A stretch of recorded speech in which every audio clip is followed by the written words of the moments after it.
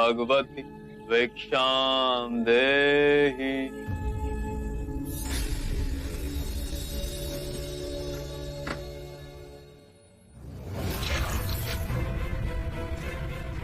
बिना परिश्रम चावल का पानी ही मिलेगा। चावल चाहिए तो जाकर खेत जोतो। कल्याण।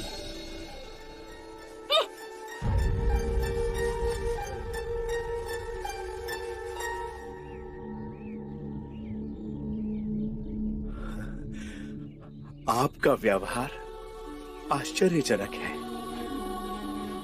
उस महिला ने आपके साथ दुर्व्यवहार किया और आपने उसे आशीर्वाद दिया। आप में तो शांति का स्रोत बह रहा है। मैं तो निम्न हूँ, ये मेरे गुरु का प्रसाद। कौन है आपके गुरु? शाक्य मुनि बुद्ध। यह विचलता का ज्ञान मुझे समझाएंगे? मैं ज्ञान दूं? मैं तो अभी भी उनसे ज्ञान प्राप्त कर रहा हूं। वो कहते हैं मध्य में रहो। मध्य बिंदु में न दुख कलपता है, न ही सुख बहा ले जाता है। और कहाँ है ये मध्य बिंदु? शाक्य मुनि कहते हैं हर व्यक्ति के अंतर में है ये मध्य बिंदु। केवल जाग जाओ तो वो सबको प्राप्त है।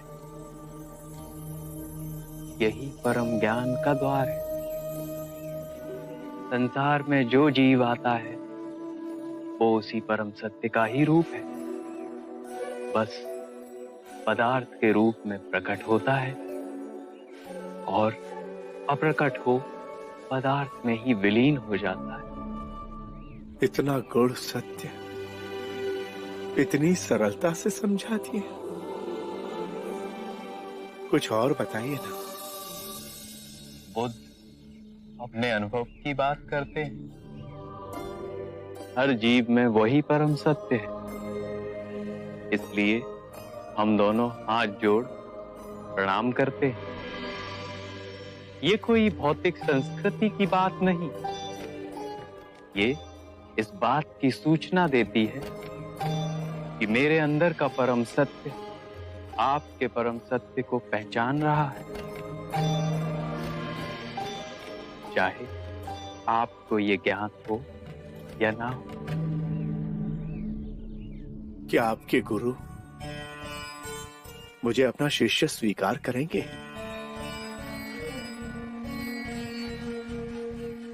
अवश्य। हम शीघ्र ही मिलेंगे आपके गुरु शाक्य मुनि से। मोगलाना मोगलाना, हम जिसे ढूंढ रहे थे वो मिल गया। शाक्य मुनि बुद्ध, उनके कथन अनुसार हम सबके अंतर में एक परम ज्ञान का द्वार है। उन्होंने स्वयं इसका अनुभव किया है। वो सुनी सुनाई बात नहीं दोहराते, अपने अपने अनुभव की बात करते हैं। तो देर किस बात की मित्र, चलो अभी उनके पास चलते हैं। गुरु भाइयों, हम अपने साधना के मार्ग पर चलते हुए शाक्य मुनि बुद्ध की शरण में जाएंगे, परम ज्ञान की प्राप्ति के लिए। आपके चेहरे का भाव देखकर तो ऐसा प्रतीत हो रहा है जैसे कोई विशेष उपलब्धि का द्वार खुलने योग्य है। हम भी चलेंगे आपके साथ। गुरुजी, हम भी आपके साथ चलेंगे। हम भी चलेंगे गुरुजी। यदि आप सब साथ चलेंगे तो आश्रम में कोई शिष्य बचेगा ही नहीं। कोई तरीका तो होगा। फिर तो यही उचित है कि पहले हम गुरुदेव के पास जाकर उनकी आज्ञा लेते हैं। वो जैसा कहेंगे हम वैसा ही करेंगे। ठीक है, चलिए आइए आइए। आप सब यहीं ठहरे।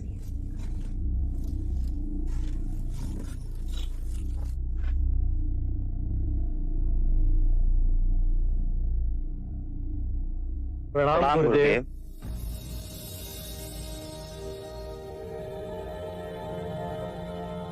आप सब लोग एक साथ कोई विशेष बात? गुरुदेव, साक्य मुनि बुद्ध मगध पधारे। हम सबका अंतर कहता है कि वो हम सबके लिए मोक्ष का द्वार खोलेंगे। यदि आपकी आज्ञा हो तो हम उनकी शरण में जाएंगे। हाँ गुरुजी, हम भी चलेंगे। हम भी चलेंगे गुरुजी। आप सब चले जाएंगे? मैं तो चाहता था कि तुम और मोगलाना आश्रम के कार्यभार को अपने हाथ में ले और अपने निर्णय से चलाओ।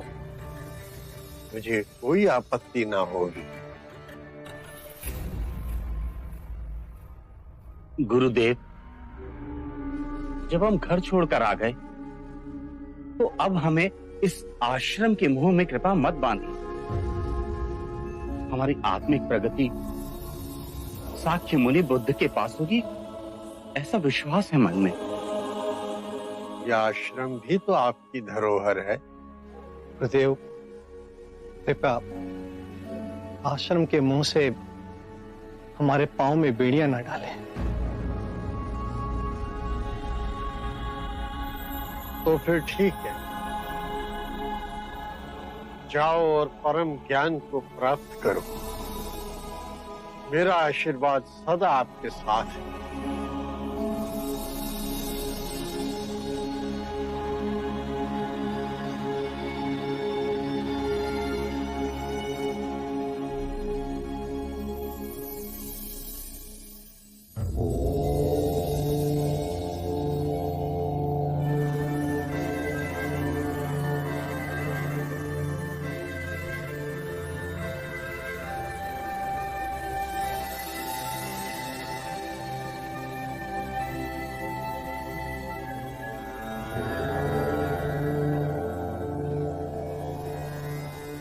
ये सारिपुत्र, ये मोगलाना गुरुदेव संजय के शिष्य हैं। आपके भिक्षु बनना चाहते हैं। अपने सभी साथियों को ले आए। आप सब आ गए। आपके गुरु संजय को आघात लगा होगा। उन्होंने हमें स्वयं अनुमति दी। बहुत बड़ा हृदय है उनका।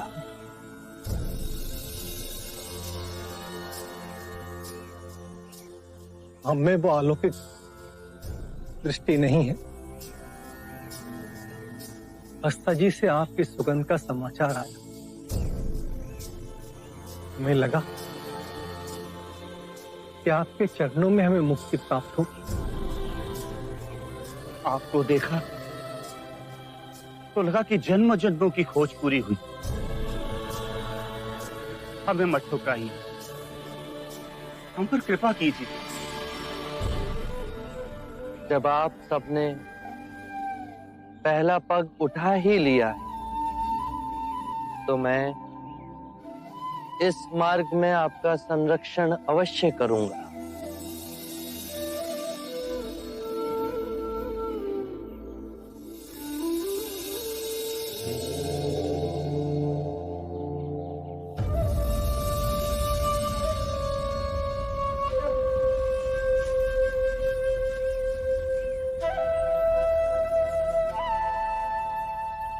आपको ध्यान से क्या मिला गुरुवर?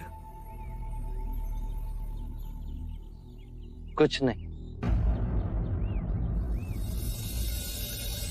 क्रोध खोया, उदासी खोई, चिंता खोई, असुरक्षा की भावना खोई, वृद्धावस्था का भय खोया और मृत्यु के दर पर विजय प्राप्त हुई। मेरे भिक्षुओं, मैं अच्छे आचरण को ही सबसे उच्च मानता हूं। यदि जंगल में आग लग जाए तो उसे बढ़ने के लिए वो अपने मार्ग के सभी पौधों और वृक्षों को खाती। जितना ईंधन खाती है उसकी अग्नि की तीव्रता और व्याग्रता उतनी ही अधिक बढ़ती जाती। उसी प्रकार दुष्ट प्रवृत्तियां, क्रोध, चिंता, लोभ, भय तब तक ही बलवान रहेंगी जब तक हम उसे ईंधन देते रहेंगे। घृणा और लालच की अग्नि तब तक ही प्रज्वलित रहती है जब तक हम उसे संसार की कामनाओं से बांधे रखते हैं।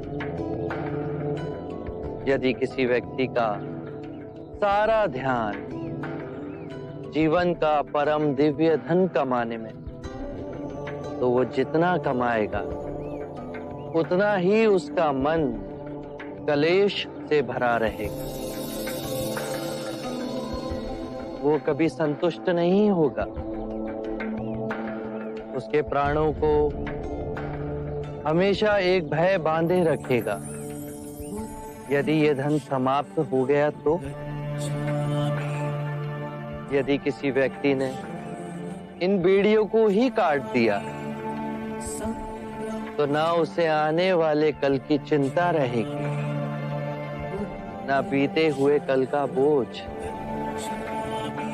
वो स्थिर रहेगा, जीवन के हर क्षण को जिएगा, मध्य में ही केंद्रित रहेगा। उसे इसी समय इस सृष्टि का आनंद प्राप्त होगा।